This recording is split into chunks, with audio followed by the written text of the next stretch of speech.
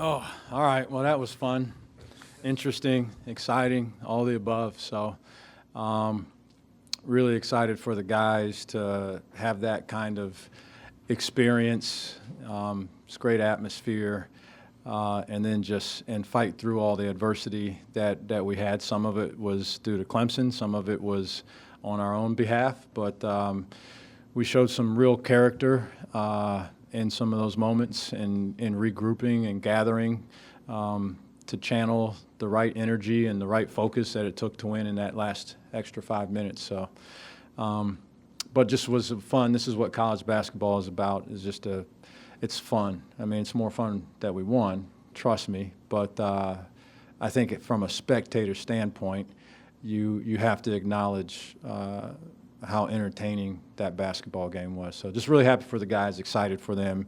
I could hear the locker room while we were in the coaches' locker room, and so they deserve that. That's what you need, that for growth. You need some good wins like that for growth. So was really happy for them. David on the left. Lamont, Miles hasn't had the greatest start to the season, but as he said, he just kept shooting and believing in himself, and tonight it seemed to come up. You know, he's a senior, been around. Had you talked to him during this rough start early to the season, and how good was it to see to hit those shots tonight? Yeah, a little bit, not a whole lot. He's a worker. He has a process, and he doesn't have a process because he's shooting the ball poorly or because he's shooting the ball well. He shoots the ball well because he has a process. He's a professional in terms of how he approaches the work that goes into being a good shooter. So there's no lack of belief. There's been a lack of performance to some degree to his standard, but there's no lack of belief on his end. And nor on mine. He still shoots. I still believe it. When he lets it go, it should go in most times. So it's got to help for him to have that kind of confidence coming from your coaching staff and from your teammates. He's a known, convicted shooter, shot maker. I think his whole life he's done that. So we were waiting, and he picked the right day to have a good day today with the foul trouble and all the other things that were going on. It was right on time. Alan on the left. Colin gets a third foul pretty far from the basket there with 5 to go in the half. He gets a fourth early in the second half. You guys kind of went on runs both times. What did you see from your depth, especially the bigs, to weather that storm without probably your most talented player for long stretches? Yeah, we talk all the time about being ready. Everyone has to be ready. And whatever your role is an important role. We value it as coaches, and for some guys it's waving a towel in any particular game. That's your role that day. And like if you're a good towel waver and then you show up one day and you don't wave the towel when we need it, you're letting the team down. So just had some guys whose numbers got called, some for longer stretches, some for very small, short stretches. But you look at a game like this, how many possessions there were, the back and forth with all of it, and it's hard to say that any person didn't play a big role in this game, no matter what it looked like. If you went out there at all, you didn't play a big role in this game. So even down to at the end when Benjamin Bosmans-Verdonk goes in to secure a potentially game-winning rebound, and they made it, but it's a real responsibility. You haven't been out there, you haven't done a whole lot, and you're going to put me in with 3.7 seconds. We know he's trying to miss it. They're going to be shoving me in the back, and I got to win the game by getting a rebound.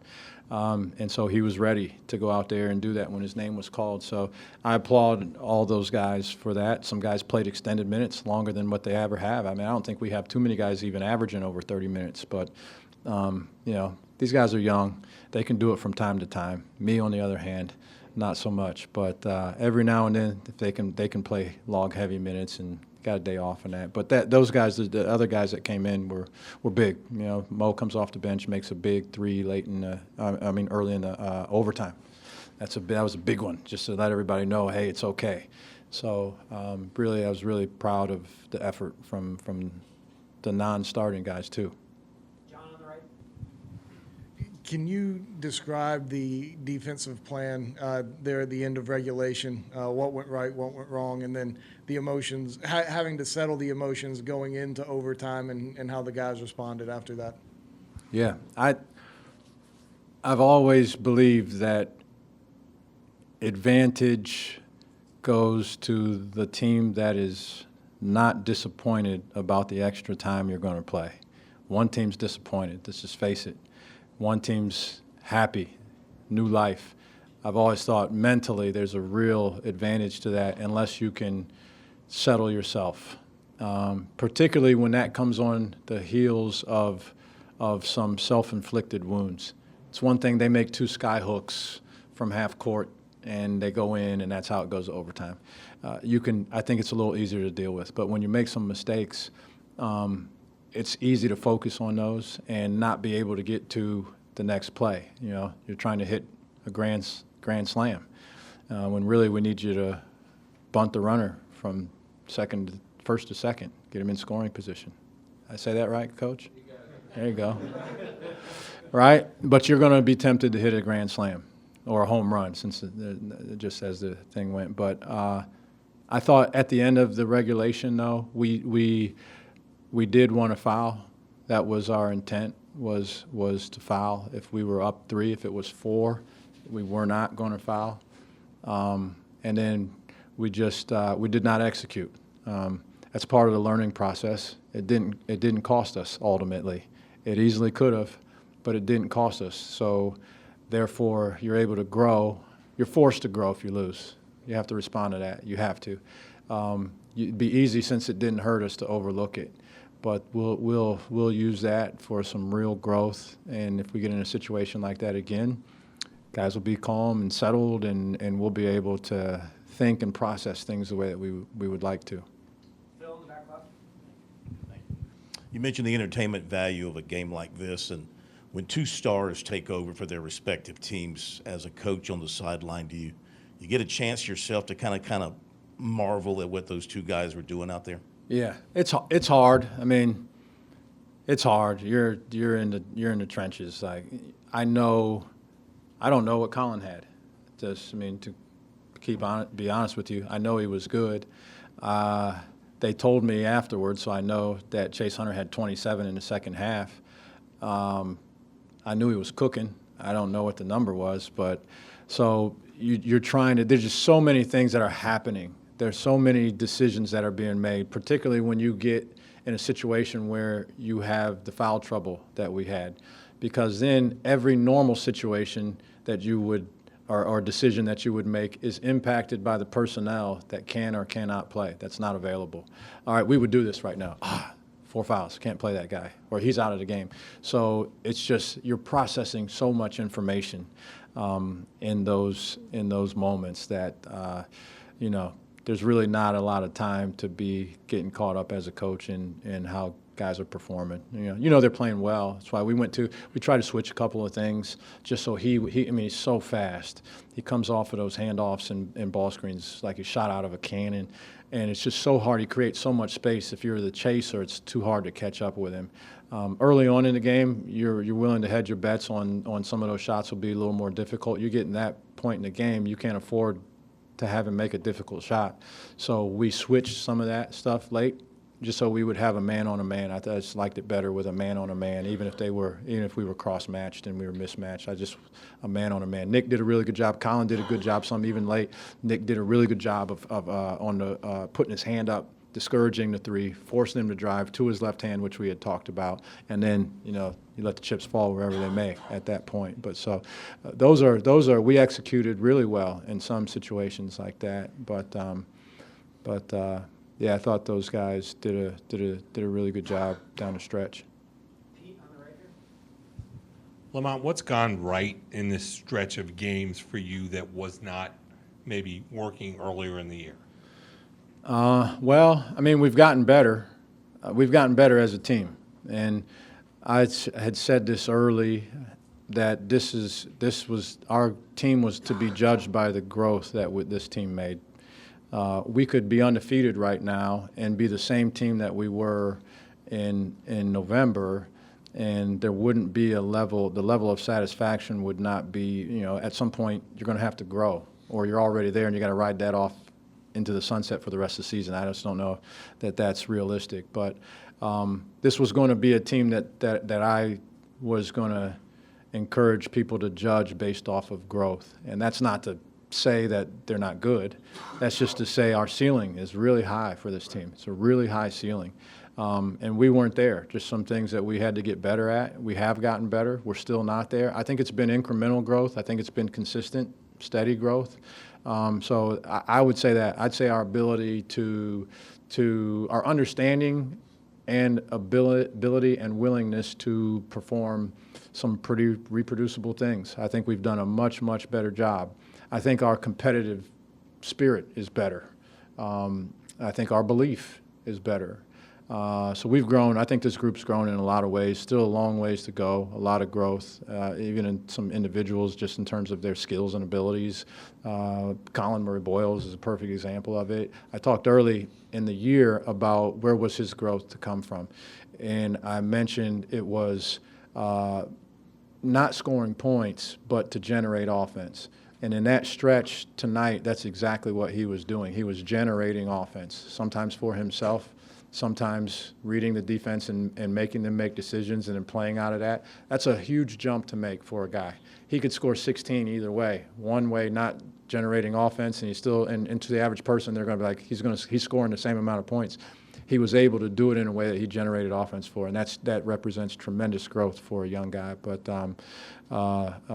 so just trying to continue to get better as a group, but we're playing better. We're shooting the ball better. That's the other thing. You know, Miles obviously shot it well tonight. Zach Davis had struggled early. His numbers have gotten back a little bit. Jamari Thomas was early on was struggling to shoot. We had a lot of guys struggling to shoot early, so we've shot the ball better. I think that's a big part of it. But I think there's no question that we've played better as a cohesive unit also. Are you retiring, by the way? Yeah, Pete, 32 years. About time, man. I'm just kidding. I know. I'm just kidding. Congratulations. That's awesome. Good for you. Yeah. We're all trying to get to where you're at some point. All right? So, One day. One day. But Nick had a really good night tonight, too. 19 points, and a lot of that came on post-ups. And how has it kind of been coaching him through a new role where he's coming from an offense where post-ups are almost like heresy and just not something he had to do a lot. He's still catching lobs, but Yeah. for him to see him be as effective as he was in the post-up game tonight, what's that kind of been like for you to kind of see that evolution? Yeah, this is another game that we've done that, and he's had a couple games. Even at Indiana, he had a good game that way. You know, we try to stay true to what we tell these young men when we recruit them, because that's part of the sell for us is basketball. What's your basketball going to look like? What's the role you're going to have? We're going to do some things like, and I think he believed us, but I don't know if he knew we'd throw the ball into. I mean, we've got a variety of plays. It takes me two hands to count them that are specifically for him to catch the ball on the block and do something. And that's probably, I don't know when the last time that's happened in his life. So it's, you forget how young these guys are. And so it's exciting to see him excited about that. It's exciting to see the growth that goes with that. He's worked hard. He's gotten so much better as an individual catcher of the ball, finisher around the basket. He has a plan on the move that he wants to make. Sometimes it works, sometimes it doesn't, but he does have a plan. So that's ultimately the what you get. You like to have that kind of, you feel a feeling of rewarding from guys growing in that way. And so I'm happy for him. I've always believed in throwing the ball inside. I think, you know, if you got a guy that can go down there and do something, you have to make a decision on what you're going to do. And Brad does too. They threw the ball inside too. I mean, they got some aggressive guys around the basket. That's why when people talk about the teams, there are similarities, and that's one of them, is that we both believe in the value of someone bigger than average that can kind of do some work around the basket. Lamont, obviously, this game on its own holds a lot of weight in this state, but you guys have had a tougher non-conference schedule playing teams like Indiana and Xavier, other teams like that, and come up short. What does this win mean to you guys in terms of getting that bigger win? Do you feel like it comes at the perfect time with SEC play around the corner? Yeah, I think so. I don't know if I said this last year or not, because we had some good wins last year, and I hate to even throw the word ranking out. I'm not making any sort of suggestion whatsoever.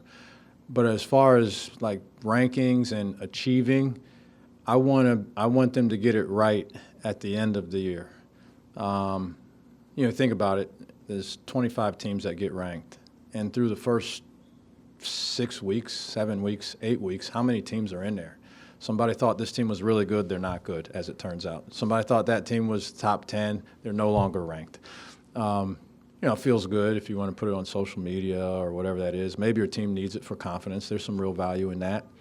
But at the end of the day, if you look at last year's team, once we got ranked eventually, we never were not ranked the rest of the season because we were good. So we're not there. We're not there. But this is a big part of proving that you or getting there is to win games like this. We ratcheted up the schedule for sure. Two of our losses of our 3 losses are to teams at the time were ranked top 25, both away from home, one in a true road game in a hostile environment. So I thought it was a very important game for that. I'm focused on growth. I am, honestly. I don't just say that to say it, but I am focused on our growth. But at the end of the day, as a coach, you want to make sure that you scheduled hard for a reason. And you want to reap the benefits of some of that. And wins like this begin to start that process from happening. But it's a great time to do it right as we get ready to roll into conference play. We just got to finish up before we do that and have no letdowns and continue to focus on ourselves. All right, we got 3 questions now. We can coach out here. Trey. Bouncing off of that, what kind of confidence does a win like this build for your team, especially going into SEC play? Yeah, it builds real confidence, true confidence. And there's a such thing as fake confidence, false bravado, right? Feeling like you're good because somebody told you you're good. That's fleeting, that type of confidence. This is real confidence, true confidence. And I think they know that because the team is good.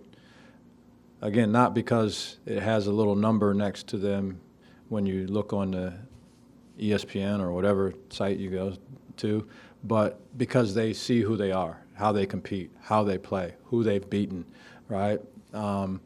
They know it's a good team. It's the type, and it's such a solid team, it's also the type of team that you don't accidentally beat. So on the other side of that breeds real, true confidence in what your capabilities are. And they don't need me to tell them that. They know that based on what they got accomplished over these last 45 minutes. Alex on the right. What can you say about the crowd and atmosphere that was created in the arena today, especially with the students being out of school and the strong turnout they had? Yeah, it was great. It was great. My anticipation was that we would have a pretty good crowd, but I think it exceeded that just with the students being gone. And we still had students. Probably some of them are hanging around, but I bet you some of them made the trip back. That might have lived an hour and a half away and came back specifically for this game. So that says a lot about our student body. But even without the full complement of our normal student body, our community showed up. Our community was here and showed up, and that was inspirational to the guys. These plays, there's so many pivotal plays. You look at this game in hindsight, so many pivotal plays. And to think that those aren't impacted at all by a crowd, a good crowd, and that's for us and for them, would be naive. So I was really happy with the crowd, and really there's a part of you that wants to really win the game also. It's a small part. The rest of it's for all these other reasons. But you also want to win for your fans too. You do. They made the effort. There's plenty of things they could have been doing. They came, they cheered. They're exhausted. They rode the highs and the lows with you for 45 minutes, and you want to win badly for that fan base. So I was really glad that we were able to do that too. Last question, front left. What were you guys able to do to kind of neutralize Victor Locke and take him basically out of the game? Yeah, he's a good player. He's had a really good year. I think we attacked him from when offensively. We threw the ball to Nick, was specifically his matchup most of the time, and we attacked and made some strong moves against him and put him in jeopardy of fouling, and he did foul some. I thought that was a big part of the game because he presents a different challenge just with his ability to shoot the ball. And he's big and he's good around the basket. He's got good touch and all that stuff too. But I think the thing that makes you have to make a real decision as an opposing team is what will you do in his ball screens if he ever gets it going from the three-point line. It's one of the hardest things for anyone to guard is if you have a five-man that can shoot. Very difficult. You got to make some real decisions. And so I thought just by attacking him, it neutralized him as a shot blocker. It had no rhythm really to even. It was, we've been in games like that. At Indiana, Colin Murray-Boyles was the same way. Just was in foul trouble. It's hard to you get frustrated, which I've always believed is an athlete's worst enemy. But it's hard to play under those circumstances. But I thought we did a good job of attacking him. Putting him in harm's way in terms of fouls, and then he was in and out and just wasn't as much of a factor. So that was really helpful for us. Appreciate it, guys. Thanks. All right, thanks.